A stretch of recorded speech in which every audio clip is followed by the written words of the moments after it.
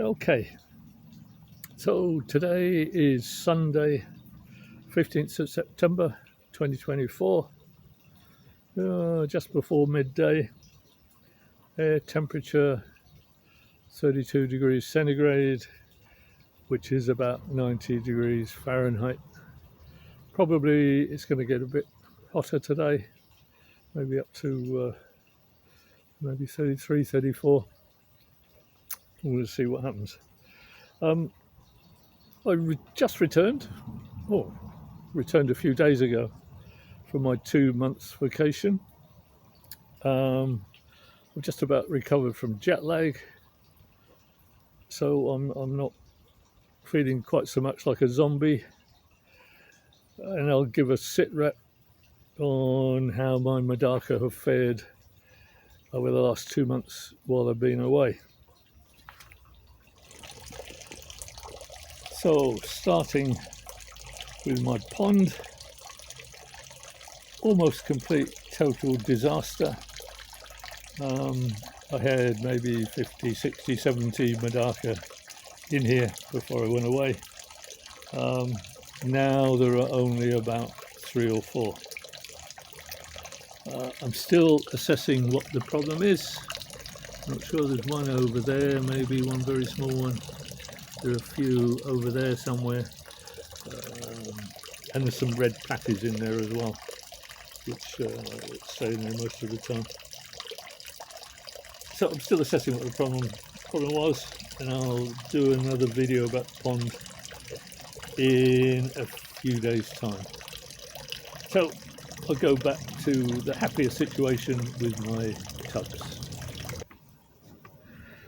Okay, so the situation is much better than the pond.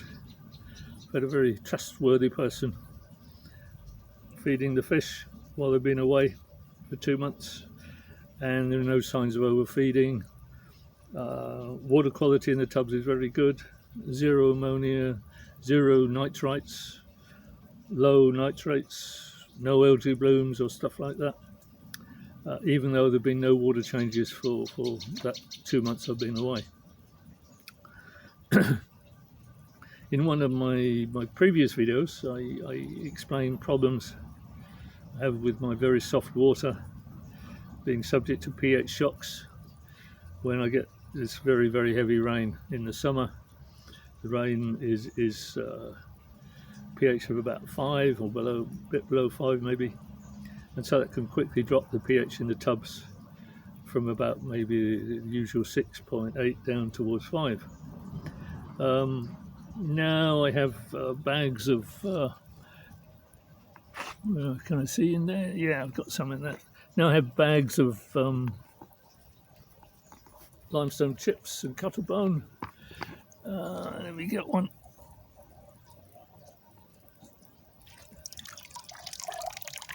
Like that, which adjust the pH back up to about 6.6, 6.8 after the heavy rain. The only problem is, of course, that when I was away, there's probably about rainfall about 500 mm, about 20 inches of rainfall. So there've been, big water changes with this acidic rain, which must have made big drops in pH immediately. But it then pH would have adjusted back up to sort of maybe 6.6, something like that, as the limestone chips neutralise the acidity. But there would have been these quite wild swings in pH over the last 2 months, which probably were a bit debilitating for the MEDAKA. If I'd been here after the heavy rain, I would have quickly made a big water change. But there've been no water changes, so probably this fluctuation in pH and the high temperatures, I mean water temperatures 30 degrees and above most of the time, inevitably there have been some losses, and that's what I expected. So I'll just go through the tubs one by one, quick explanation of what I think happened, and then maybe I'll do my pond video some other time when I'm in a better mood. So these are young adults hatched early in the spring. Only a few losses, maybe one or two fish, it seems to me. They're still lively, still eating well, but no eggs. None of the MEDAKA at the moment are producing any eggs, which, you know, from my experience is when water temperatures get 30 degrees or more, then really get very, very few eggs, if any. Moving on, these are some yellow lame MEDAKA. I was trying to create a strain, if you like. I just had a couple, male and female, from a mixed batch. There was a beautiful adult female there producing eggs before I left, but unfortunately she's perished. Now in here I've got one adult male and two young juveniles with good colour. There's some juveniles in there with dark colours. I'll remove those. But I've also got several very young juveniles as backup in a tank I keep under cover away from the weather. So I've put all those together. There's a chance the strain is not wiped out by the loss of the female. These are my black or Orochi MEDAKA, all young adults. Unfortunately, losses were about 50%. I think I had 15 or 16 in here. Now there's, I think, 8. Don't know why. I always thought they were a tough, robust strain. Let me take the netting off. Yeah, I always thought they were sort of tough and robust. Maybe some toxic leaves blew in during the summer when I was away. But there we are. That's what happens.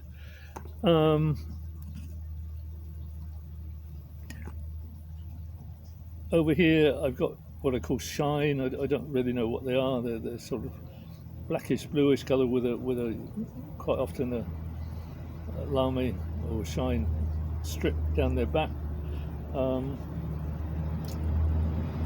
They're all young adults again. Only a few losses, and like the black Orochi, they're reasonably active, eating reasonably well. Again, as I say, no eggs.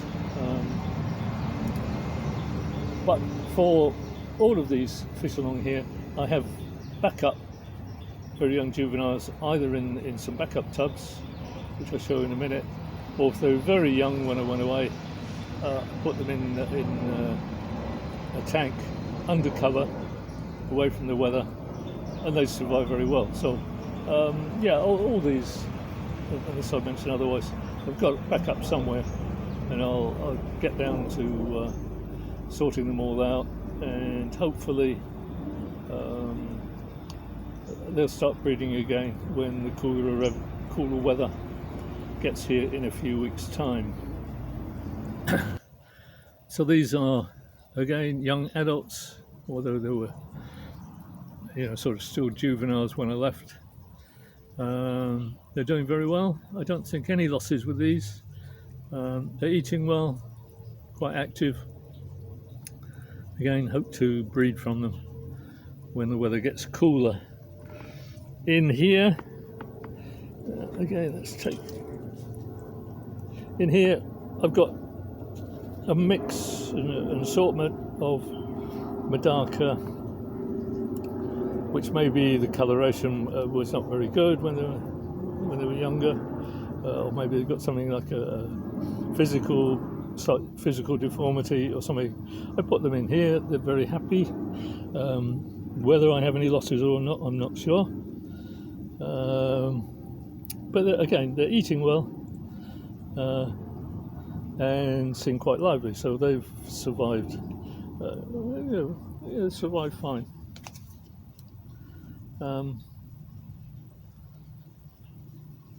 So, moving on. So this is a backup tub which has, I think, the Orochi juvenile backups in there, but also I have what juveniles were remaining from my Yosakura strain. They didn't breed very well at all in the spring, and you know this is all I had left, so I put them in here. Except I had a few very young juveniles, which I thought maybe wouldn't survive so well outdoors or during the heavy rain, etc. So I again to put them in a tank under cover, and they've survived as well. So yeah, I've got probably enough surviving in here. I'll separate them out and try again breeding them, see if I can resurrect the strain when the cooler weather gets here.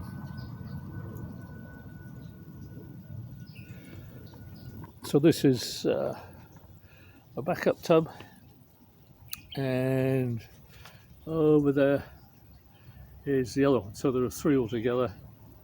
I've already talked about one, so let's talk about these two here.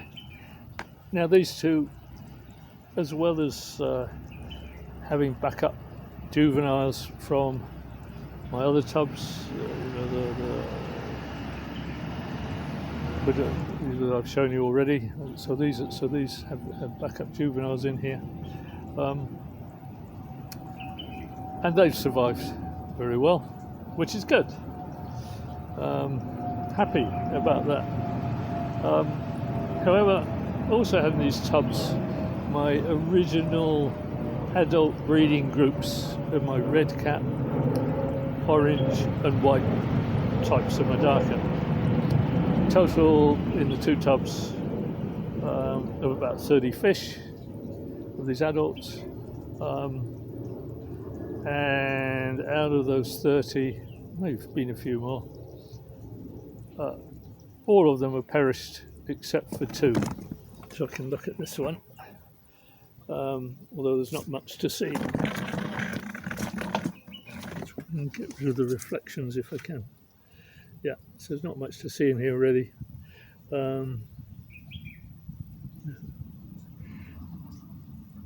So I divided each of these three breeding groups into two and put them into these two tubs. So I had, if you like, if one tub had a big problem, then the others in the other tub would have survived. So the fact that nearly all of them have died is not due to problems with the tub, water quality in one tub. They've just died for another reason.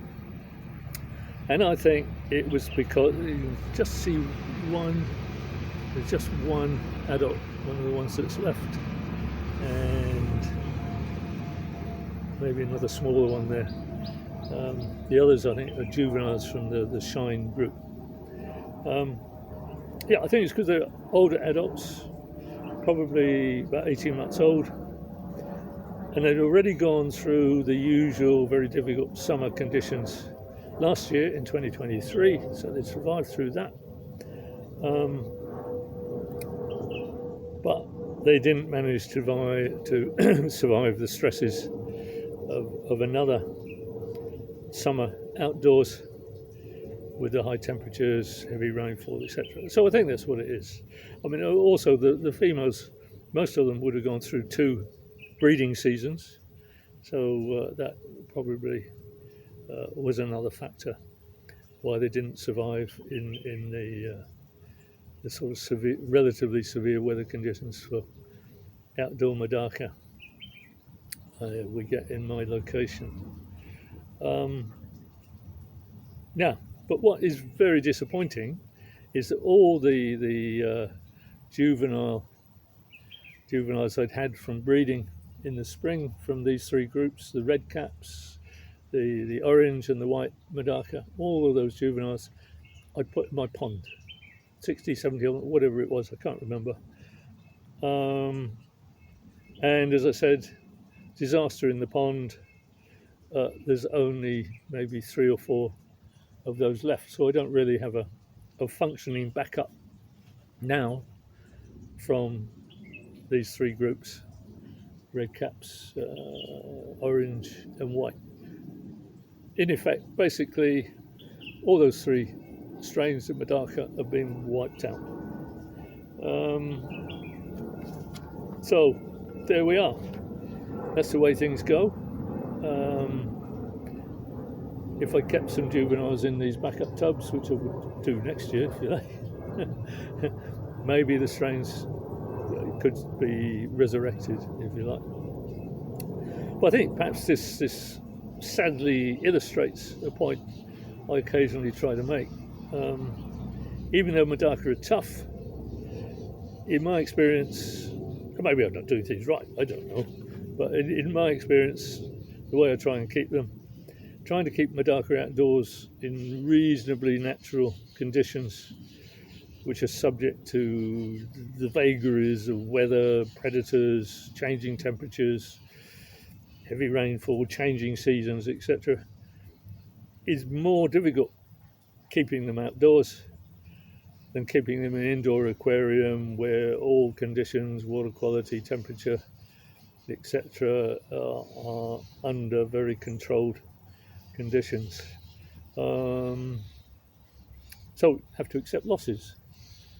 In this case, wipeout of 3 of my strains. I'll have to see whether I can resurrect them or not. I don't know. However, for me, it's much more interesting and satisfying keeping MEDAKA outdoors rather than in an indoor aquarium, despite all the associated difficulties and adverse consequences of what might happen in natural conditions. There we are. Okay.